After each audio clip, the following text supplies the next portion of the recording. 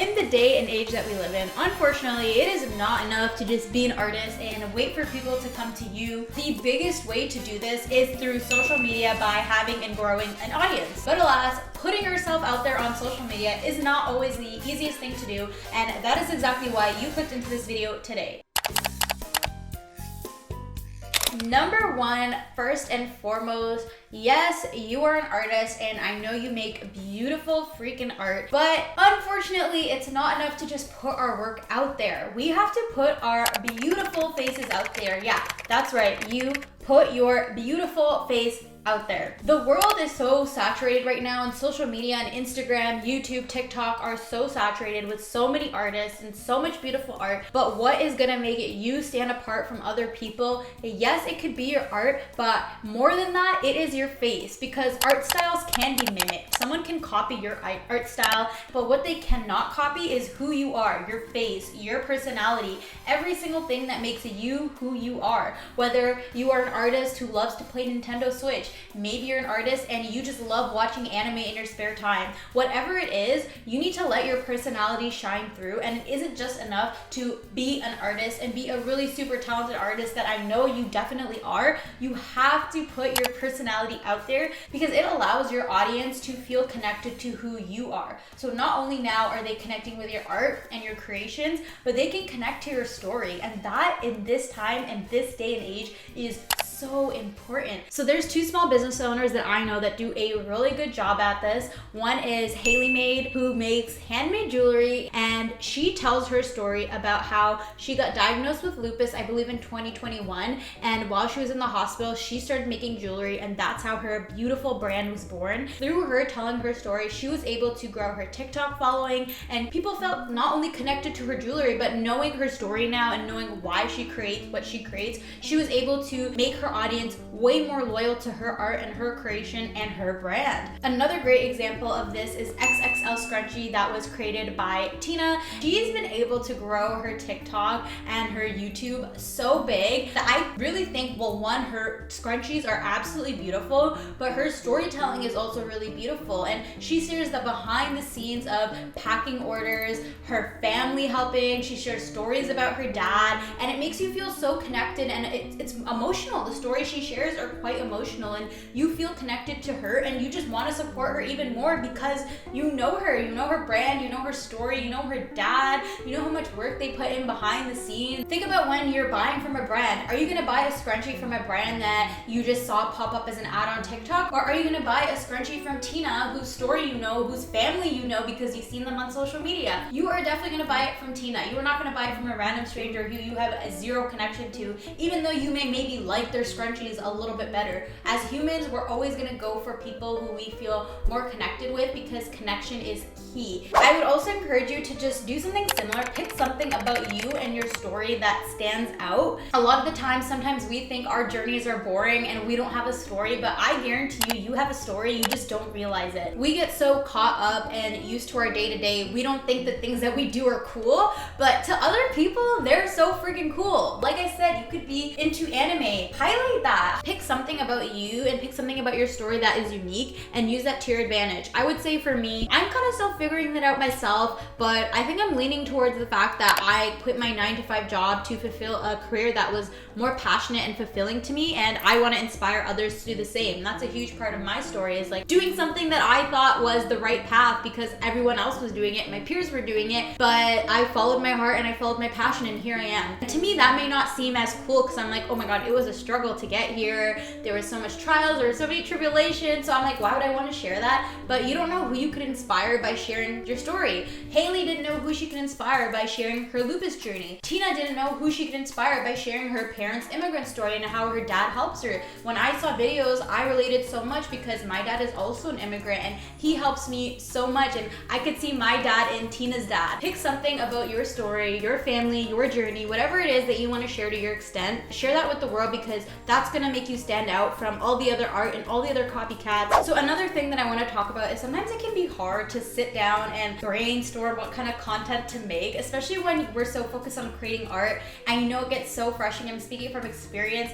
having to sit down and now not only think about our art, but think about content to put out. It's just like another layer of complexity and annoyance, and it takes away from our art sometimes. So I would actually say the opposite. I think that in order to make good content, you need to learn how to create as you're doing. So a tip is, whether you sell products, art products, or stickers or prints, I would actually encourage you to just film random shots of you packing orders, making art, printing your stickers, or creating your art prints. Whatever it may be, you may not even have a video idea particularly in mind for why you're filming. Just film, because when you do have a video idea or you see a trending sound on Instagram or TikTok, guess what? You have clips ready to go to put on that audio and get on that trend before it fades out. That's something that I'm also learning more recently, and I'm trying to make that a habit into my life, is just like bringing my vlog camera everywhere I go and filming myself, whether I'm at a cafe and typing or drawing, or even if I'm out with friends and running errands and I have no intention of putting or making a vlog, I will just film it because I know that content is gonna come to use at some point, considering the fact that I know that I am putting myself out there as an artist and trying to grow my brand. You just always wanna be creating content, even if you don't have a vision just yet, because it will come to you. Speaking of behind the scenes, it is so important to show the behind the scenes of how we make our art, whether it's painting, whether it's digital illustration through Adobe Illustrator or Procreate, or whether you have a different medium. It doesn't matter, because as we know, AI, it's a big thing, it's a controversial thing, but people are making AI art all the time and selling that as their own, and I think that's horrible. I mean, AI does have benefits to artists, and we can talk about that in another video, but there are definitely a lot of cons. And so I think as an artist, being able to show you and your humanness and adding that human touch of showing your thought process behind why you created a piece, or just showing you working in progress, a work in progress of your brush strokes or your digital art strokes, or how you make certain patterns, all of this is super valuable to your audience, to know that you're not a freaking robot and to see that you're a real human behind the art. And this is also going to be valuable for brands when they want to create campaigns with artists and put artists at the forefront. They're gonna know that you are the one who makes your art and not AI. So think about that next time you're scared to make content, that you are literally just proving to the people that you are a real human with a real talent. You're not doing justice enough to your art if you're not showing the person behind it. Always remember, you guys, everything is content. Like I said, carry your camera around with you, but also realize that every moment can be turned into a story. I uploaded a video where I talk about working with Scotiabank and why that commission and client was so important to me, and I'm honestly genuinely sharing my story. And I could have easily just thought of it as, you know, it's another client, it's another commission, yeah, it's really cool, but who cares about that? But no, that is a story, and that is content for you to put out there and inspire people. Maybe you worked on a project and you worked with a very difficult client, and that was a lesson that you learned. That is content that you can make into a TikTok or a reel, explaining that story time and giving advice to other people. You could sit down and do a YouTube video kind of like I am, talking about what lesson you learned. That is content. Every single accomplishment, every single milestone, every single up and down is content. Literally just today, my hard drive broke down and I was in the middle of editing a video and I was crying, ready to give up, and I had another video supposed to go out that corresponded with the video that I was editing, and I was like freaking out, like now I can't upload either of those videos. And you know what? I said screw it, I'm still gonna make the second part of the video and I'm gonna explain why the first part isn't up. I use it as content, I used it as story because it's the truth, and I wasn't gonna let it bring me down. And I realized that could inspire someone who may also be feeling defeated with something that happened to them to keep going. If I can keep going, so can they. It's not always about you, right? Like, we get so caught up in like, I failed, I suck, I messed up, this is stupid, this is so embarrassing. But once you get over that, understand that everybody feels the same way. I guarantee you there's someone out there who may have experienced or is experienced similar situations. So if you feel comfortable, I want to encourage you to put it out and inspire someone and use it as content and use it as inspiration for people who may also be feeling similar situations while they are trying to navigate having an art career, because it's not easy and there's not many of us. And I really believe that we need to share our stories and be open and honest and vulnerable with our learnings and encourage each other, really. Every time I hit a big milestone, I post some kind of content around it, whether it's a short recap on Instagram, on TikTok, or like the Scotiabank video I made here on YouTube. Because one, I think a lot of the times I don't really celebrate things until after I'm editing a video, because I'm like watching it back rather than experiencing it, and I'm just like, whoa, I can't believe that actually happened. So in a way, for me, it's a way to celebrate myself, but it's also a way for your audience to celebrate you. And it's also a way for you to put your accomplishments out there more and reach a new audience. When companies and clients and brands see you as an artist that's already working with big brands, there's a higher chance that they're gonna wanna work with you. So you're putting yourself out there more to get clients, you're putting yourself out there more to encourage yourself and really celebrate your own wins. And you're also encouraging and inspiring other aspiring artists who may be a couple steps behind you, who just may need a little push and boost and a little bit of encouragement. By doing this, you are allowing your audience to feel like they are part of your journey, and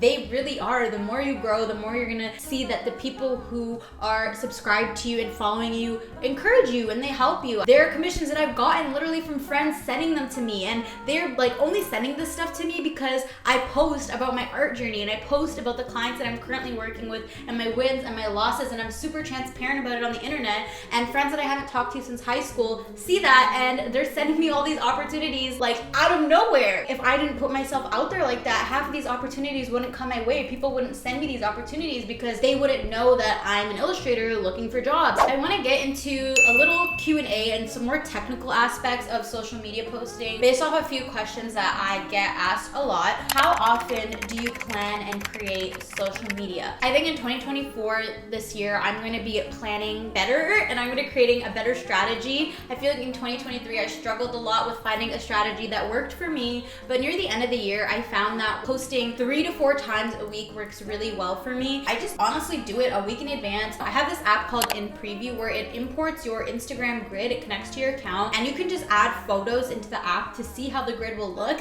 because I still care about what my grid looks like, especially being an artist. I feel like a lot of artists care about this. And sometimes it's hard when you're posting reels because you may not have a pretty reel cover that looks good with your grid. I don't know if anybody else faces that struggle. Another question was, do you create a week or month's content in one day? It depends. For YouTube, one of my goals for 2024 is to batch create. I did this a couple times in 2023 where one day I would just sit down and record 4 videos, which is all the content I'm gonna need for 1 month if I'm posting once a week. I would say yes, I do batch create for the month for YouTube. However, for Instagram, it's a little hard considering I'm an artist, obviously, and if you're watching this, you're likely an artist as well. So it's highly unlikely that you're gonna sit down and do like 7 paintings in a day to account for the week's worth of content. Like, that's not reasonable. So for Instagram, I would recommend actually not just posting your art like we talked about, post some reels, jump on some trends, some audio trends, and if you take the tip that I used of recording B-roll every time you do stuff, you can use that as content in the interim while you're creating art and while you don't have a finished piece yet. Okay, another question was, how do you get over the imposter syndrome of posting online? This is a really good question because it is hard. It's easy to feel like an imposter, especially when you have a small account. My Instagram is not anything huge. To me, getting over the imposter syndrome, a lot of it is really just understanding that it's not about me. Yeah, I'm putting myself out there on social media, but knowing the reasons of why I'm posting, which is to help other people and be that person and be that voice that I knew I never had when I was growing my business last year, that goes beyond any type of imposter syndrome that I feel. Because yes, I may feel nervous, but then I just sit down and think about the fact that I know somebody out there needs to hear this advice today, so I'm just gonna put it out there. It's not about me, it's not about my feelings, it's about helping other people. If you put yourself out there and are sharing your experience and advice, I guarantee you people are gonna be starting to look at you as an expert in your industry, because you're sharing your piece of advice, and you don't have to know every single thing to be an expert. You just have to know enough to give advice to the person that's 2 steps behind you, because I personally know that I don't know everything and I'm still learning, and there's so much about the art world and content that I have yet to learn. But the things that I do know, I want to share that to somebody who is still learning, who is where I was 2 years ago. Me 2 years ago, I would love to know the things that I learned now without having to go through all the struggle that I did to know what I know. So if I could just make a 20-minute video, a 10-minute video explaining all of that, why the hell wouldn't I do that to help someone? It's about community over competition for me, and that's what I'm here for. Try not to overthink it. I say my biggest piece of advice is change your perspective. Like I said, I used to think of content creation as an annoyance of, now not only do I have to create art, I have to create content too. But think of content as another form of creativity.